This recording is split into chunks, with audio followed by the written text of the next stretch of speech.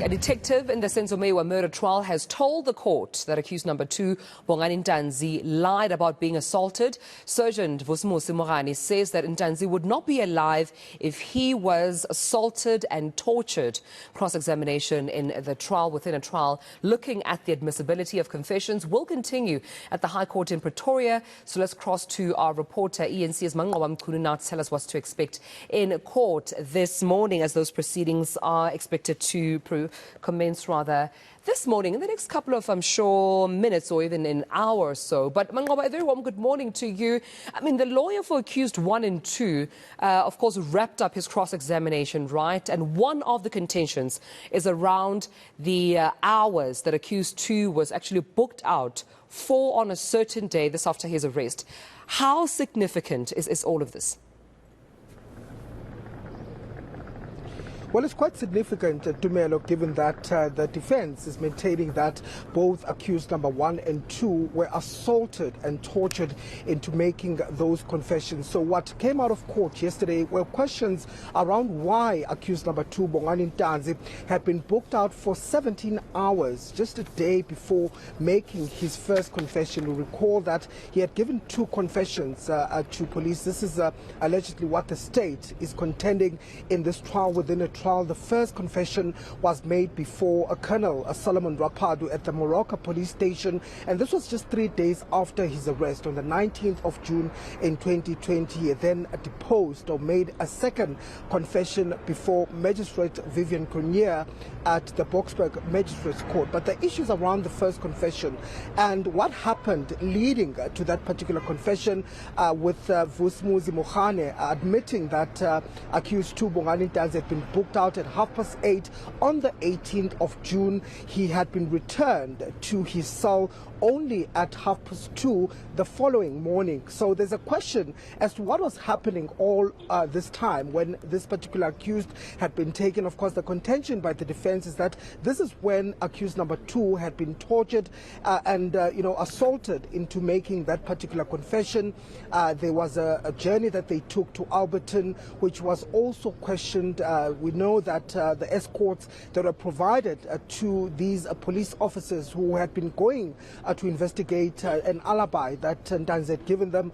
We know that those police officers were Metro or from the Ekurhuleni Metro Police Department, and in fact they've taken the stand here in the court just giving evidence as far as how they escorted both the accused during those investigations. So what the defense is contending is that these were some of the officers that were involved in the assaulting and the tubing of these suspects, and that they were not making, or they did not make these confessions freely and voluntarily. But perhaps let's take a listen to what came out of court as far as that question is concerned. You booked him for 17 hours. You conducted that investigation more or less 3 to 4 hours, if I can give you that.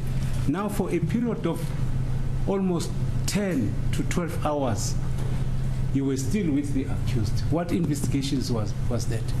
There were other cases that we were following up, and I have already mentioned that there were such cases that were investigating. But I'm unable to tell the court about them because we are still continuing with the investigation. So, Manqoba, it seems how these confessions then were obtained is quite a crucial, part in this trial within a trial, isn't it? I mean, the court will then have to weigh this to reach its decision.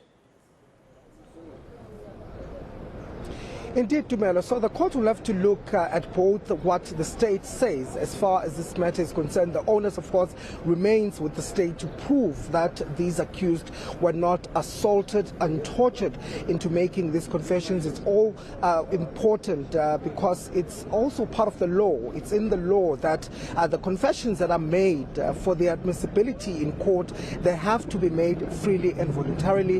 There must be no coercion that is involved in this statements. But of course, what the defense is insisting is that their clients were assaulted, they were tortured by the police into doing that. And you recall that as far as accused number 2, Bongani Ntanzi, is concerned, we've heard that he was allegedly assaulted on 2 occasions, and this is prior to making both those confessions. So they say that on the 18th of June, Bongani Ntanzi was taken to a garage, and from the garage was then taken to a secluded area in Germiston.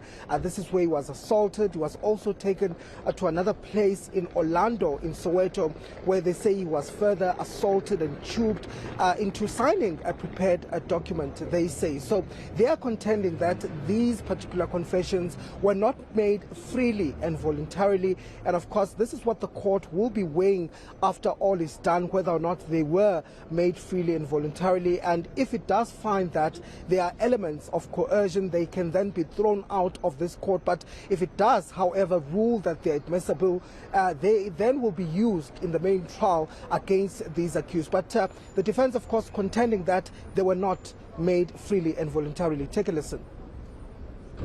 In the nutshell, both confessions by accused number 2 were not freely and voluntarily given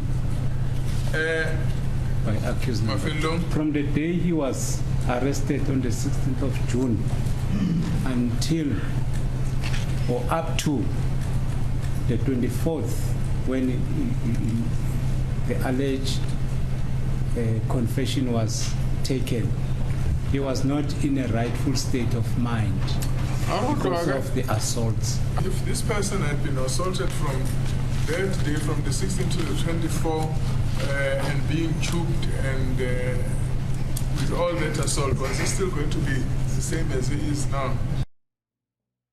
And then just before I let you go, Manqoba Mchunu, what can be expected in court today?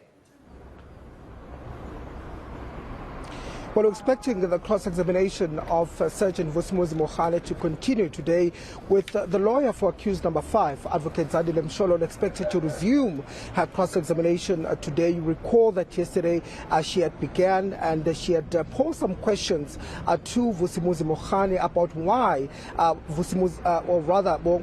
Bongani Ntanzi had not been released on the 19th of June. And this was after he had appeared in court. There was an instruction or an order for him to be released, but to understand that he had not been released by the police. This is when they had gone back to Phokeng in Rustenburg, where he had been staying, and they then found those unlicensed ammunition, which is the reason why they say they then kept him behind bars. So what delayed Mshololo's cross-examination was the issue of the dockets that the defense has now requested from Mogane. They wanted all the dockets relating to Bongani Ntanzi's arrest, the one that relates to the unlicensed ammunition, and the one that also relates to a murder from Wanongoma, which was also charged off back in 2020. So they want those dockets first before they can resume with their cross-examination. And yesterday also an order was made by the court as far as the cases that Mogane had spoken about. You recall in that bite, Dumelo, he spoke about that, the fact that he had taken accused number 2 to Alberton because there were other cases that he had been involved in, he was investigating. So the court has now ordered that he list those particular cases, and so this is when he will then be questioned based on what information he will then provide on those particular cases. So we're expecting